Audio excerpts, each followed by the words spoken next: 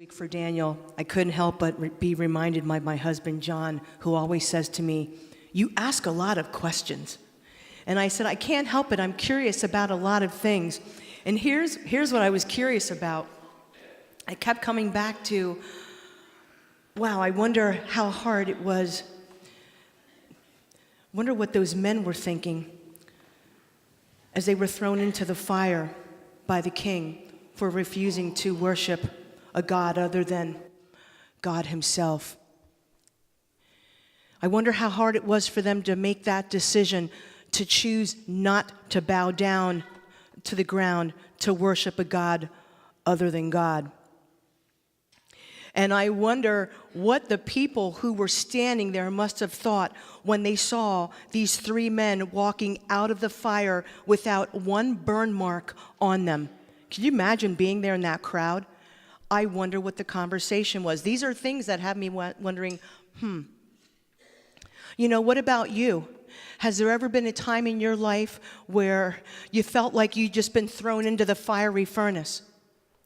Or maybe you did have a time in your life where you had no worries at all. You felt God's protection. You knew that God was there. God is constantly revealing himself to us in ways that we don't even know, that we're unaware. And he does this because he wants us to know him and to trust him and to serve him.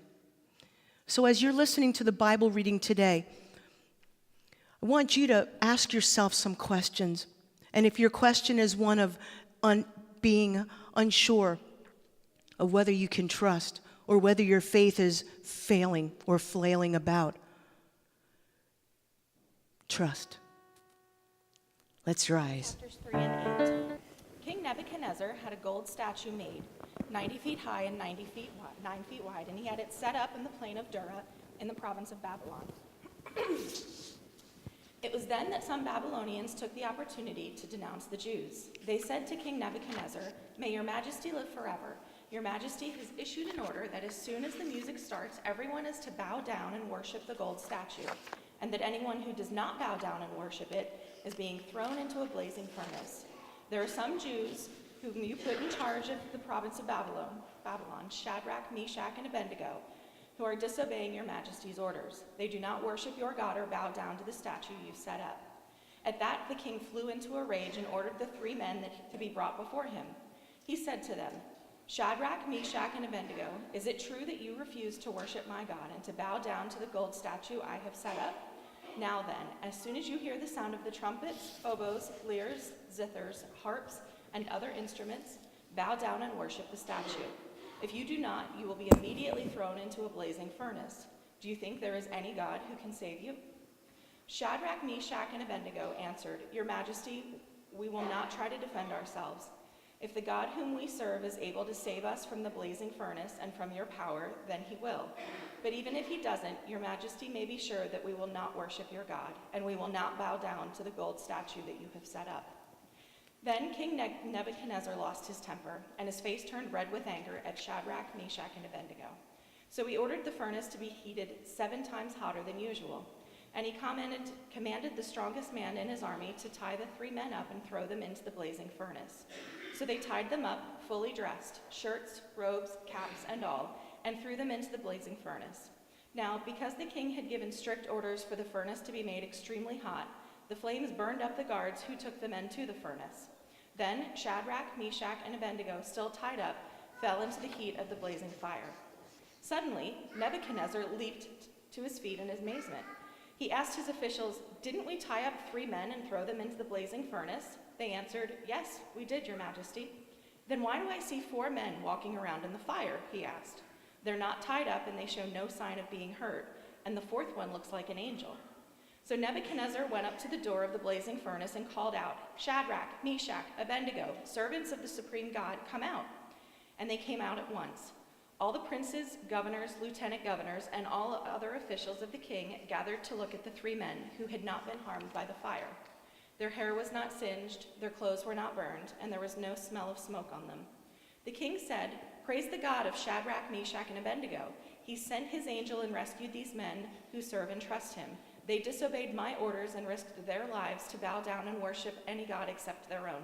And now I command that if anyone of the nation, race, or language speaks disrespectfully of the God of Shadrach, Meshach, and Abednego, he is to be torn limb from limb, and his house is to be made a pile of ruins. There is no other God who can rescue like this." And the king promoted Shadrach, Meshach, and Abednego to higher positions in the province of Babylon.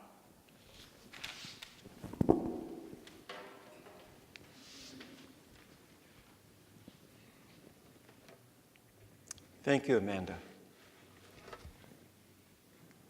Those who study human nature tell us that a person's true character, the core of one's being, comes out during times of great challenge.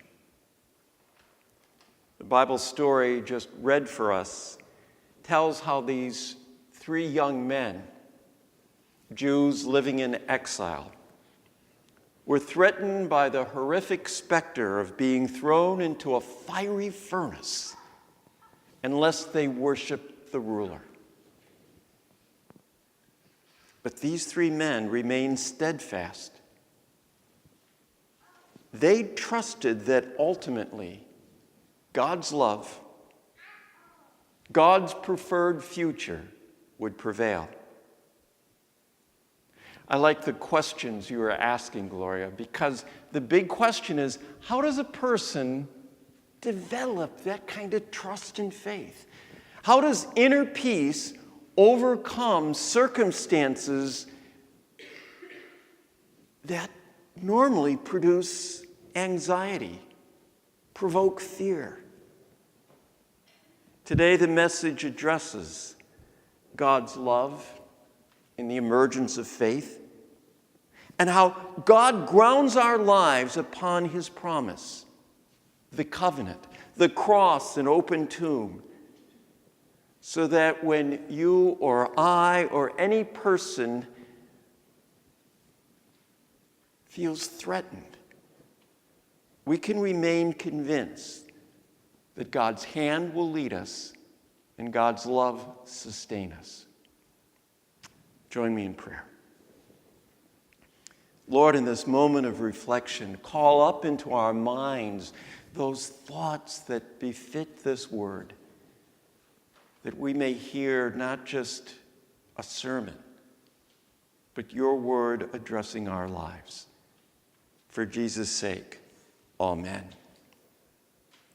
Nebuchadnezzar was king and military leader who built an empire that controlled the Middle East about 6 centuries before Jesus came.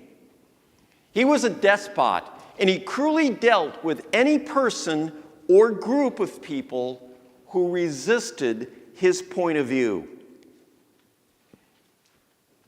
Yet, the man saw the benefit of not enslaving captured people. And as he brought exiles into Babylon, he invited them to settle down and make a contribution to the greater good of society. That is why Shadrach, Meshach, Abednego, Daniel were invited into the king's university. But this man was at his core narcissistic. The values he held and the decisions he made emanated from his sense of self-importance. Hence his subordinates, who were very jealous of these foreigners, these Jews holding prominent positions, played upon the ruler's conceit when they set up a trap, when they put in place a law that everyone had to worship the golden statue of the king. Well, as expected, Shadrach, Meshach, and Abednego would not abandon their love for God, even when it meant their own life was at risk. Their lives were based on the foundation of what is called the covenant. God's promise first made to Abraham that I'm always going to be your God, and you, my chosen people, have a special role to bring my message of love to the entire world. God wasn't about making the Jews a powerful nation, but a people who carried a powerful message. Love God, your God, with your whole heart. Love God with all that's in you. Love God with all you've got. And this commandment right on your heart. And then he goes on with this instruction. Get them inside of you. Get them inside of your children. Talk about them wherever you are, sitting at home, traveling along the street. Talk about them from the time you get up in the morning or to when you fall at bed at night. That our love for God being at the core of our being influences all the little decisions we make during the day and prepares us for when the big challenges confront us. Well, these three wouldn't step away from this foundation. For doing so would mean forsaking their true identity. Note well, Jesus took this foundation and added another instruction, loving your neighbor as yourself, and he called it the Great Commandment. It wasn't a rule, it wasn't a law, it was a way of being, a way of living, based upon the foundation of God's love for us. What gives this story of the three in the fiery furnace greater impetus is its origin. Although it is set in the time of the Babylonian Empire, it really was a story that didn't emerge until 300 years later. It's as if we have a story right now speaking about situations we face that we've drawn from the Revolutionary War. For 300 years later, the Seleucids controlled all of Palestine. And the Seleucids did the unimaginable. They took a pig into the temple and slaughtered it, defiling this place of worship. And they made all of the priests either give up their faith or sent them into exile, or worse, they tortured them until they died. It was a period of great persecution. And the prophet, an unnamed prophet at that time, recounted how Daniel and his three compatriots remained faithful in their time, even when the king threatened them. The account is factual in its depiction of setting and challenge. And the story is true in how it portrays the person or group confronting a challenge at hand. This unnamed prophet may have constructed some of the details, but the story tells how God sustains person of faith when they face the big challenge. So that we, like the three, can say, Your Majesty, we're not going to try to defend ourselves. If the God whom we serve wants to save us from the blazing power and from the blazing furnace and your power, then he will. But even if he doesn't, Your Majesty may be sure that we're not going to worship your God. And we will not bow down to the gold statue that you've set up. Yes, they trusted that ultimately God would deliver them, even if they weren't rescued from the flames. They modeled steadfast faith. They showed what it meant in that moment to love God with their entire being. But I'm sure each of us can recount stories, maybe stories from our own life, where that kind of trust crumbled and faith no longer resided at the core of our being. Think about Peter. Think about his denying Jesus 3 times. I think about the time in college when I cheated on an English literature test. And I think about a Christian leader who was one of my mentors at seminary, who later seduced a recent college graduate on his staff.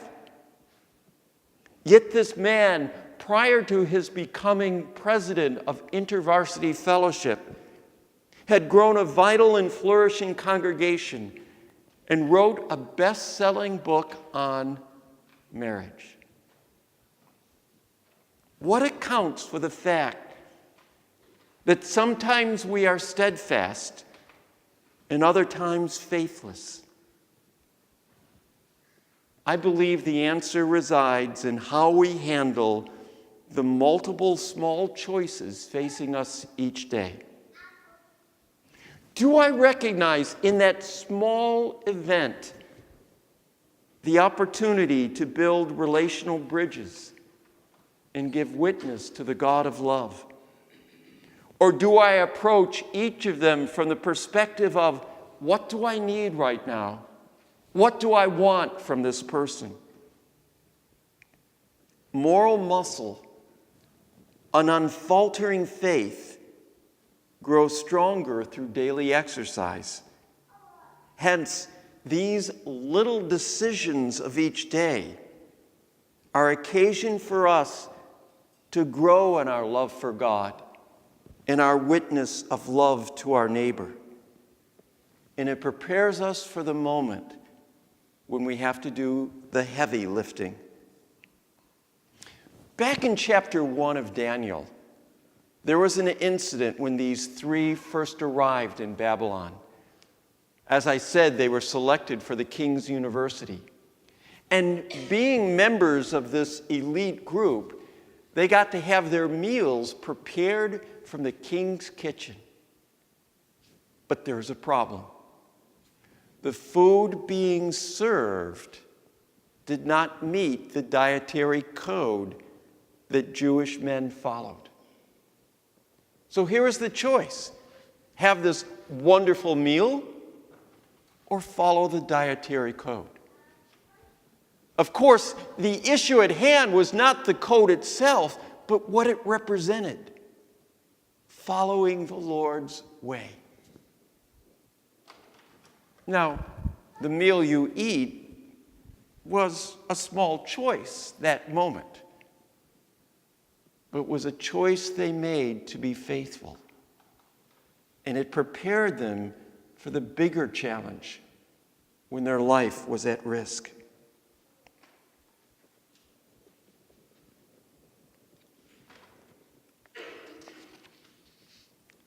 Here's the point. Life founded upon the covenant that God wove into the very fabric of creation enables you and me to learn how to receive, how to trust, and how to pass on that essential gift God provides: God's love. Love through which our identity is formed, love through which we have purpose, forgiveness, healing, guidance, and all that God promises and Jesus provides through our baptism. And the more you and I practice living in the presence of God and growing in awareness of God's ever-present love, the more we want to convey the same through our daily life. So what are the small steps we can take as we learn how to trust God, how to live in and through divine love? This week, while following the daily writings on a blog called Center for Contemplation and Christian Action, I was introduced to a Quaker named Philip Gulley. Pastor Gulley preaches and writes about revitalizing Christianity in America. and our own personal identity as disciples of Jesus. He recently wrote a book entitled, "If the Church Was Christian."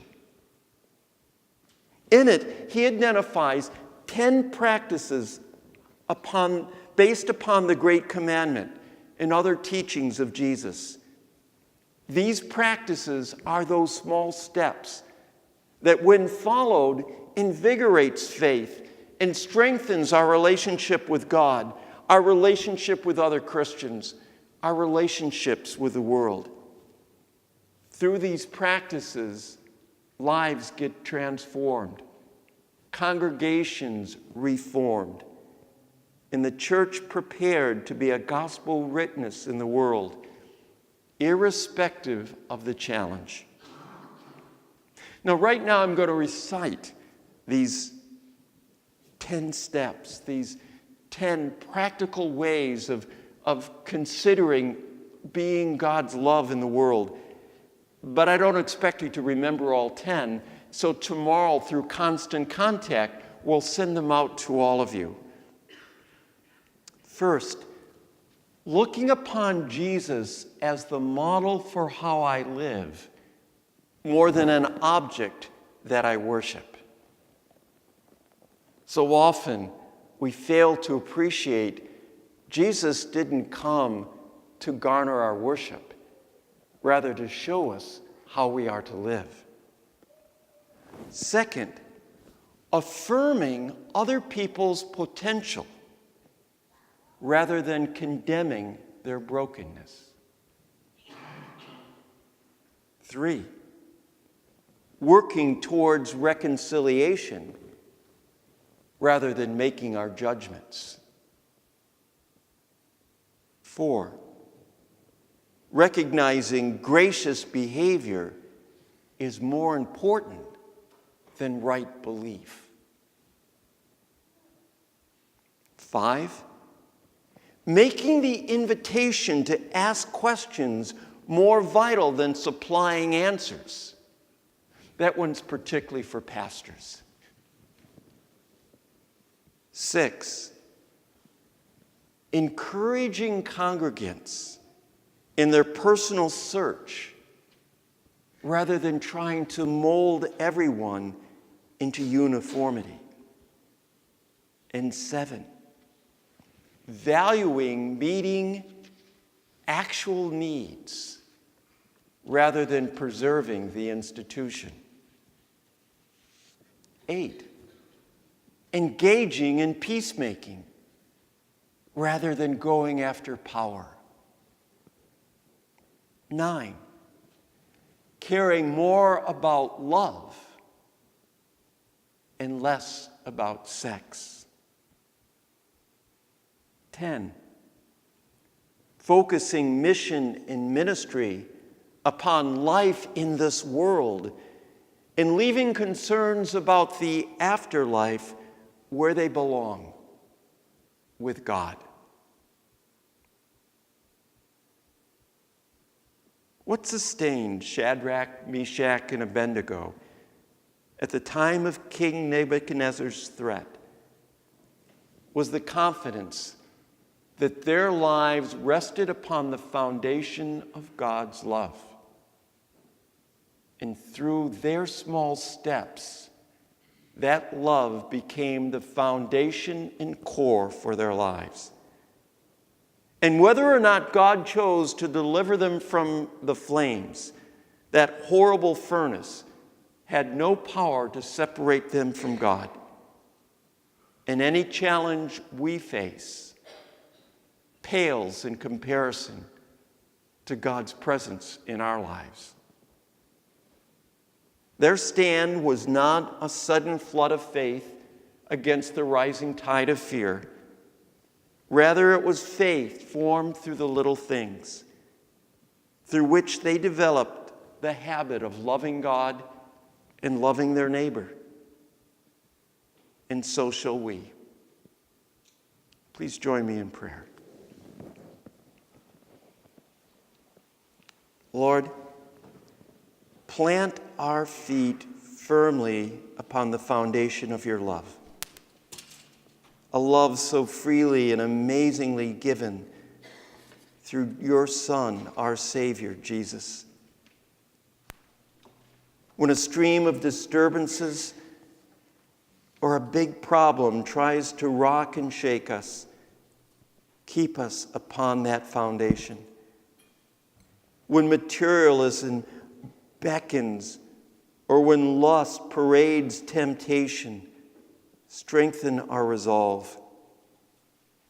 When fear tugs at our knees, or our neighbor beckons for help, fix our hearts upon what Jesus would do through us. As you have shown your goodness, use us to reveal the same to each other. For Jesus' sake, amen.